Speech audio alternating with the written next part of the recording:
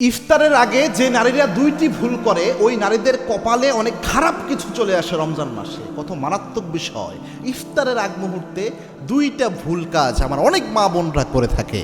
তার মধ্যে এক নাম্বারটা সবচেয়ে মারাত্মক, সেটা হচ্ছে আমার মা বোনরাও তো রোজা রাখে, আমরাও রোজা রাখি।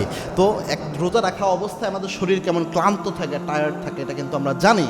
তো মা বোনরা রোজা থাকলেও পরিবারের অনেকের ডিমান্ড থাকে, এত বেশি খাবার দাবার আয়োজন ইফতারে করতে হয় যে দুপুরের পর থেকে এই যে রান্নাঘরে ঢুকে একজন বোন বা একজন মা সারা ইফতারে আজান হয়ে যাবে 1 মিনিট আগ পর্যন্ত দেখা যায় সে রান্নাঘরের মধ্যে বসে রয়েছে। এত বেশি রান্না, হাজারো শত রকমের পদ তার করতে হয়, কত রকমের কিছু রান্না করতে হয়।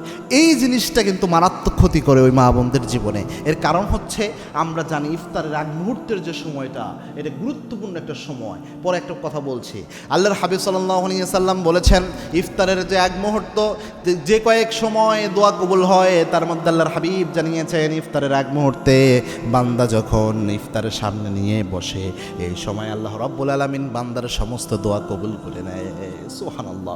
এই জন্যে মহিলা মা বোনরা আপনাদেরকে একদম স্ট্রংলি আমি একটা পরামর্শ দেই, খুব গুরুত্বের সাথে একটা পরামর্শ দেই, আপনারা কখনোই একদম রমজানের একদম ইফতারের আগ মুহূর্তে পর্যন্ত একটা কাজে ব্যস্ত থাকবেন, এটা যেন না হয়। খবরদার, পুরা ইফতার সাজানো থেকে নিয়ে শুরু করে সব কিছু 5 মিনিট বা 10 মিনিট আগেই সব সমাপ্ত করে ফেলবেন। এরপর আপনিও ইফতার সামনে নিয়ে বসে যান, বসে যে ইফতার সামনে রেখে আপনি আপনার পরিবারের জন্য দোয়া করতে থাকেন, নিজের জন্য দোয়া করেন। এই দোয়া আল্লাহ রাব্বুল আলামিন সরাসরি কবুল করে নেয়। এই সময় দোয়া সবচেয়ে বেশি কবুল হয়। এই জন্য এই সময়টা যদি আপনি ব্যস্ততার মধ্যে কাটান, এই সময়টা যদি আপনি রান্নাঘরে কাটাইয়া দেন অথবা এটা সেটা গোছাগাছির মধ্যে কাটাইয়া দেন, আপনার কপালের বরকত এটার মাধ্যমে এমনি উঠে যাবে। কেননা রমজান এসেছেই আপনার কাছে বরকত নিয়ে, বরকতের মেইন সময়ই আপনি উদাসীন অবস্থায় ব্যস্ততা নিয়ে রয়েছেন। আপনি এই সময়টা দোয়াতে সময় দিচ্ছেন না, আল্লাহর কাছে মাপ চাওয়ার ক্ষেত্রে আপনি সময় দিচ্ছেন না। এই জন্য এই ভুলটা করবেন না। 2 নাম্বার হচ্ছে আপনি আরেকটা বিষয় খেয়াল রাখবেন, ইফতারের মধ্যে খবরদার যেন কোনো খাবারের অপচয় না হয়। অপচয়কে আল্লাহ এমনিই মারাত্মকভাবে অপছন্দ করে।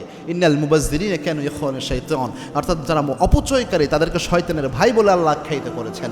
এমনি অপচয় আল্লাহ দেখতে পারে না। আর সবচেয়ে রহমতের মাস, বরকতের মাস, সবচেয়ে নাজাতের মাস যেটা রমজান, এই মাসে যখন আপনার এই খাবারের অপচয় হয় আল্লাহ আরও বেশি রাগান্বিত হয়ে যায়। কত অসহায় মানুষ রয়েছে, খাবার পায় না।